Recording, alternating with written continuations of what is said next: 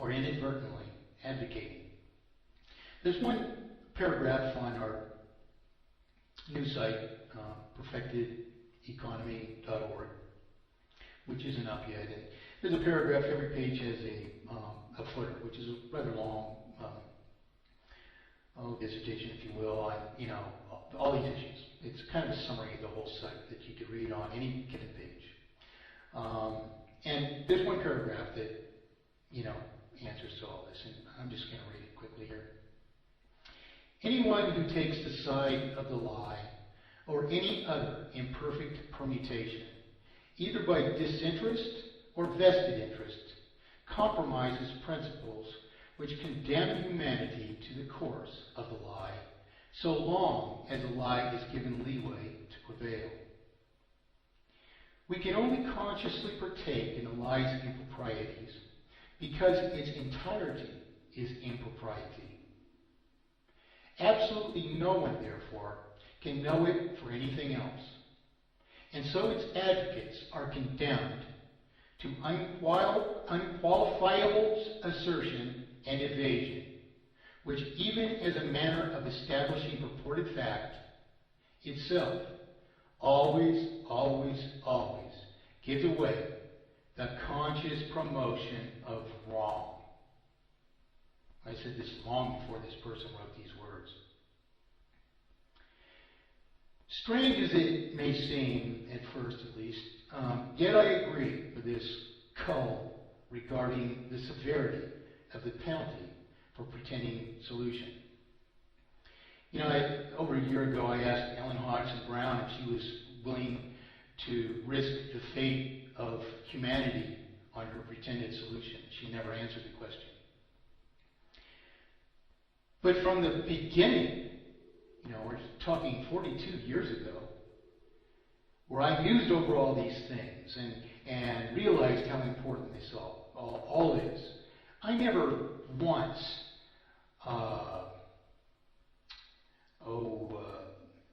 diminished the responsibility of determining whether or not these things are right or wrong, and whether this is really a solution, as to an absolute degree.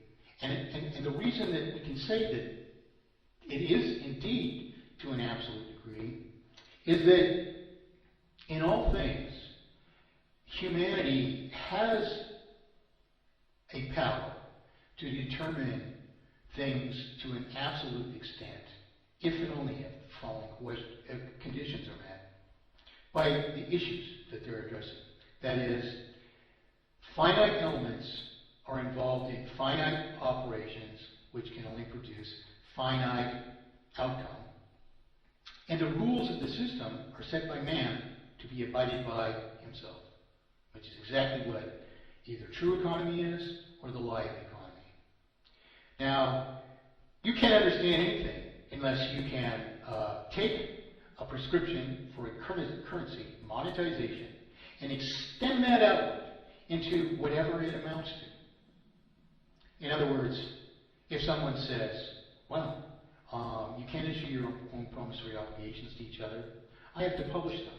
And instead of paying the principal out of circulation, yes, you have to pay it to me, but instead of retiring it, I'm going to collect it for myself, and it's going to enrich me to the extent of anything and everything that you ever finance by this obfuscation that I'm imposing upon you. Then I'm going to charge interest on it, which is going to force you implicitly to maintain the vital circulation by perpetually reborrowing principal and interest as an ever greater sum of debt until you expire under a terminal sum of debt. Well, we would be fools to go along with that. And this person has been asking us to do this and suggesting that the MPE wizard be dragged out in the street and shot. Well, I agree about the severity of the crime. What's good for the goose is good for the gander.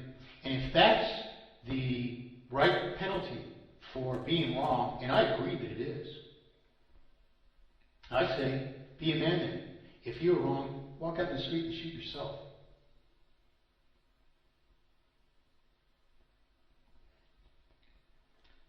So, if the fellows are fighting this person in this forum came to the exact same solution the same way I did, why haven't they driven this pretender from the forum? How can every lie here stand unchallenged? How can one lie stand unchallenged?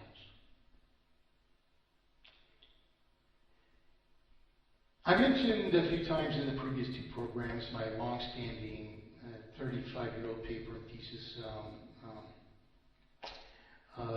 which is, the same mathematic proof of inevitable failure actually applied to the Great Depression. The title of the paper was Mathematic Proof the Federal Reserve, the so-called Federal Reserve, caused the first Great Depression, implying that there would be a second, and people have been using this second Great Depression projection ever since. We were plagiarizing my work, and as I discovered last week, 25,400,000 sites just evaluating that paper of Franklin based on my parable of perfect economy, the words of Montagne, which were never said by Benjamin Franklin. People who can fathom this simple thing of how we're being stolen from to just the most. This crime is a disgrace to humanity that we endure this. They might write me, well, should we kill these guys? I don't even want to hear anything about those kinds of things.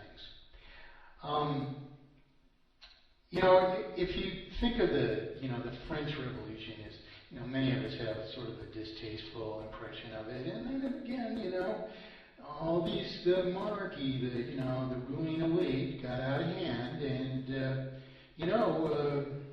unless they really want to step down when they've been fingered, they're wrong. We know what real solution is. They might offer us no other choice. But I don't advocate such a thing. Never have, never will, never can. And I am certain, as certain can be, that if we embarked on such a course, that would be the destruction of our efforts to do the thing that we have to do. Why?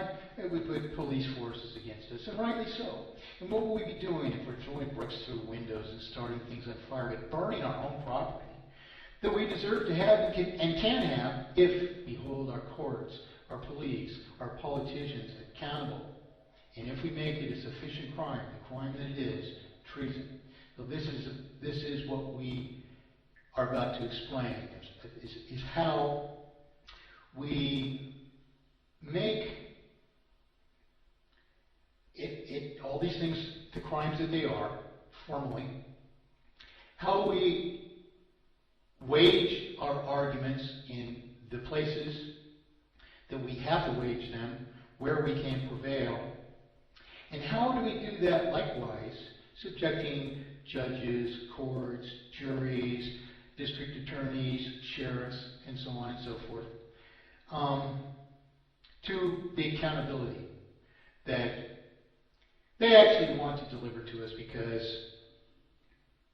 they won't have any choice when we understand these things in such a way that we can go through something like I just have and pick out all of its obvious faults and defend ourselves.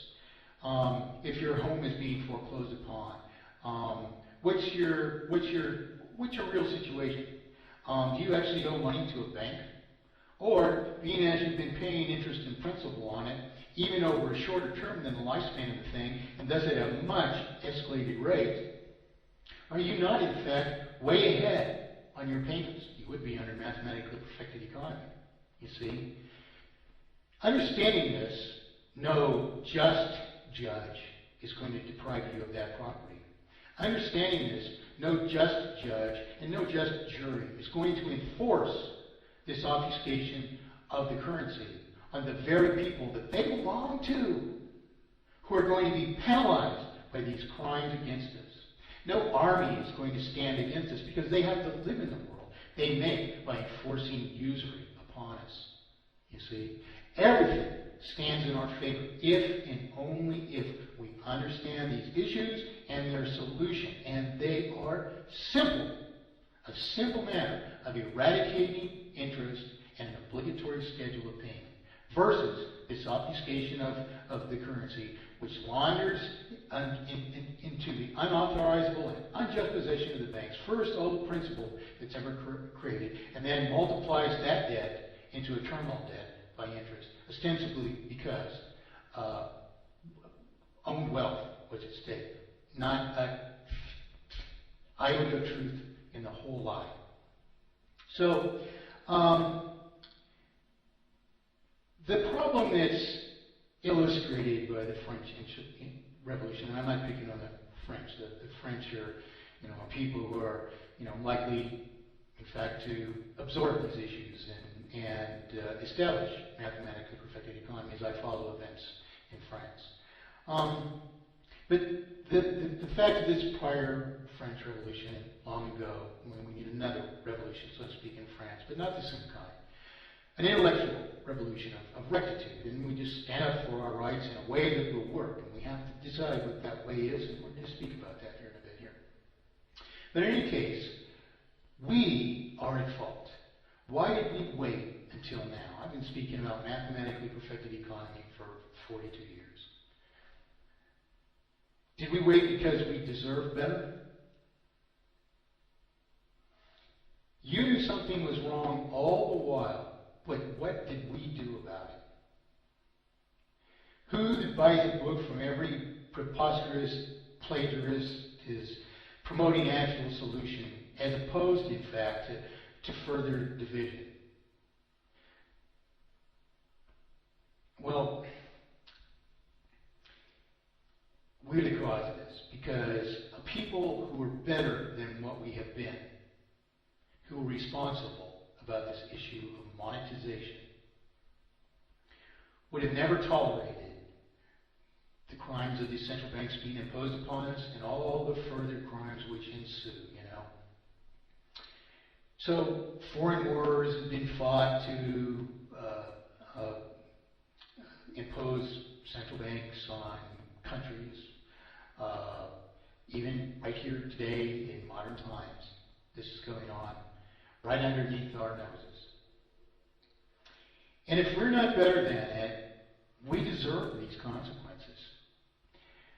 Worse even, if you have the people who would benefit most by solution are our youngest generations. And it behooves them most to master these few issues conclusively, undefeatably. But what are they doing? They're running to Ron Paul. These people in these Ron Paul forums who are even advocating mathematically perfected economy, thinking that it wrongly, that it means that money can't be a debt. The thing is, somehow it all comes back to doing the wrong thing still. They say, Ron Paul is ending the Fed, and Ron, though he says all these things are wrong, he probably wants to convince the banks that they're really, he's not really against them, so when he gets in president, he can end the banking system the way that you're advocating. Sorry, Ron Paul's not doing that. He's not hanging out with all these quote-unquote Austrian economists because, they don't want to persist in interest, So you don't realize that there's a solution and then run to the guy the candidate who is advocating the very problem. What faith can you have like this? You just don't want to admit that you were wrong in supporting Ron Paul? This is preposterous. Well, there was a paper